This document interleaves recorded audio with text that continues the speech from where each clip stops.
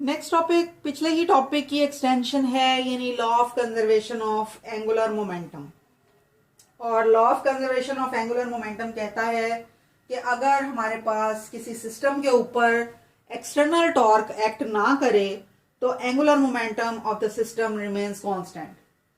यानी जैसे आप लीनियर मोमेंटम के केस में करते थे कि no external force is acting on a system, then total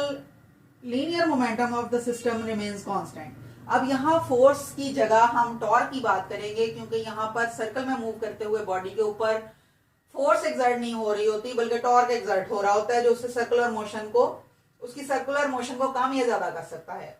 तो टोटल एंगुलर मोमेंटम किसी भी सिस्टम का अगर L1, L2, L3 से रिप्रेजेंट करें एंड सो ऑन, जितनी भी हालतों में ये चेंज हो रहा है तो ये सारों का सम इक्वल टू कांस्टेंट होगा। इसको हम कहेंगे law of conservation of angular momentum. अब ये law of conservation of angular momentum जो है ये फिजिक्स के बेसिक लॉज में से एक है और ये तकरीबन हर जगह पर अप्लाई होता है जहां भी सर्कुलर मोशन परफॉर्म हो रही है, यानी कॉस्मोलॉजिकल लेवल से लेकर सब माइक्रोस्कोपिक लेवल तक ये यूज होता है। कॉस्मोलॉजिकल लेवल का मतलब ये है कि बहुत बड़े बड़े बॉडीज इस यूनिवर्स में, जैसे हमारी अर्थ है, सन है और स्टार्स हैं, मून है, ये सारे जो जो सर्कुलर मोशन परफॉर्म कर रहे हैं उन बड़े बड़े बॉडीज के ऊपर ये लॉ ऑफ कंजर्वेशन अप्लाई होता है। उसके बाद सब माइक्रोस्कोपिक लेवल पर अगर हम चले जाएं, यानी एटम के अंदर की बात करें, तो वहां पर प्रोटॉन जो है वो भी स्पिन में है, न्यूक्लियस स्पिन करता है। उसके बाद इलेक्ट्रॉन्स जो हैं वो चूंकि ऑर्बिटल मोशन भी करते हैं और स्पिन मोशन भी करते हैं, तो वहां पर भी ये law of conservation of angular momentum applicable है। लेकिन शर्त ये होनी चाहिए कि सिस्टम को आइसोलेटेड होना चाहिए, क्योंकि अगर बाहर से टॉर्क अप्लाई हो गया तो फिर एंगुलर मोमेंटम चेंज हो जाएगा और law of conservation of angular momentum हम स्टडी नहीं कर पाएंगे। इसकी एक कॉमन एग्जांपल हमने देखी हुई है जो कि डाइवर के केस में है। यानी जो डाइवर होते हैं, गोताखोर जो होते हैं, वो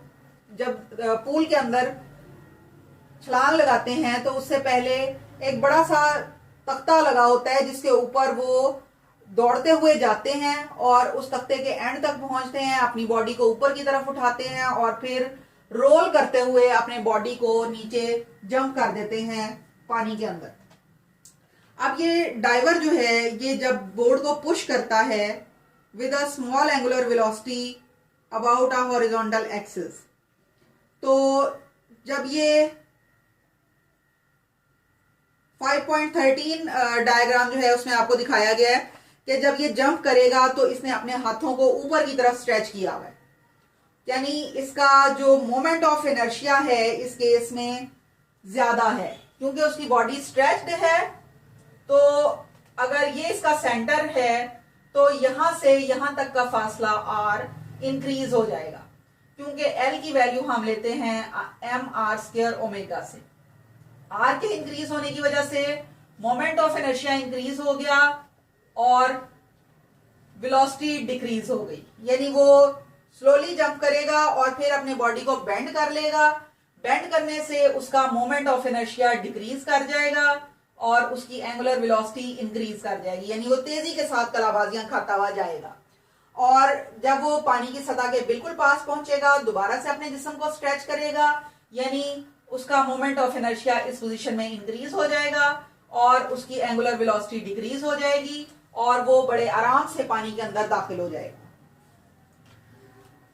यानी मोमेंट ऑफ इनर्शिया के कांस्टेंट होने का मतलब ये है कि मोमेंट ऑफ इनर्शिया चूंकि आई ओमेगा के इक्वल होता है, और अगर आप पहली कंडीशन में इसको I1 ओमेगा 1 ले लें तो सेकंड केस में ये I2 ओमेगा 2 होगा। यानी फर्स्ट कंडीशन से सेकंड कंडीशन में जाते हुए एंगुलर मोमेंटम में किसी किस्म का चेंज नहीं आया, इसका मतलब है एंगुलर मोमेंटम इज कांस्टेंट। तो अगर ये कांस्टेंट है, इसके कांस्टेंट होने का मतलब ये वाला है कि अगर एक क्वांटिटी इंक्रीज होती है तो दूसरी उसको कंपनसेट करने के लिए डिक्रीज हो जाती है, इस तरह से कि इन दोनों की प्रोडक्ट कांस्टेंट रहेगी। जैसे अगर इसकी वैल्यू अगर हम 2 लेते हैं और इसकी 3 लेते हैं और इन दोनों का प्रोडक्ट लेते हैं 6, अगर ये 1 टाइम इंक्रीज होकर 3 हो जाए और ये 1 टाइम डिक्रीज होकर उसको बैलेंस कर दे तो इसका प्रोडक्ट अभी भी 6 रहेगा, यानी ये वैल्यू जो है ये कांस्टेंट है। तो एंगुलर मोमेंटम भी ऐसे ही कांस्टेंट रहता है। अब चूंकि एंगुलर मोमेंटम जो है ये एक वेक्टर क्वांटिटी है, तो सिर्फ इसकी मैग्नीट्यूड को ही कांस्टेंट नहीं रहना चाहिए बल्कि इसकी डायरेक्शन को भी कांस्टेंट रहना चाहिए। तो डायरेक्शन जो है वो कांस्टेंट ही रहेगी, क्योंकि हमने पहले ही शर्त ये लगा दी है कि no torque is acting on the body. तो अगर टॉर्क एक्ट करेगा तो उसकी डायरेक्शन ऑफ मोशन को वो चेंज कर सकता है। अगर टॉर्क अप्लाई ना हो रहा हो, इसका मतलब ये है कि no external force is acting जो कि उसकी बॉडी की रोटेशन को चेंज करे, तो इस केस में डायरेक्शन ऑफ एंगुलर मोमेंटम भी कांस्टेंट रहता है। ये बात सबसे ज्यादा इंपॉर्टेंट है कि अर्थ सन के गिर्द रिवॉल्व कर रही है, इसके ऊपर किसी किस्म का एक्सटर्नल टॉर्क अप्लाई नहीं हो रहा, यानी अर्थ जो है ये एक आइसोलेटेड सिस्टम बन जाता है, क्योंकि जो भी मेजर फोर्सेस इसके ऊपर एक्ट कर रही हैं वो सिर्फ और सिर्फ सन की वजह से हैं। और जब तक ये सन के गिर्द रिवॉल्व करती रहेगी, इसका एक्सिस ऑफ रोटेशन फिक्स रहेगा और ये law of conservation of angular momentum को होल्ड करती रहेगी।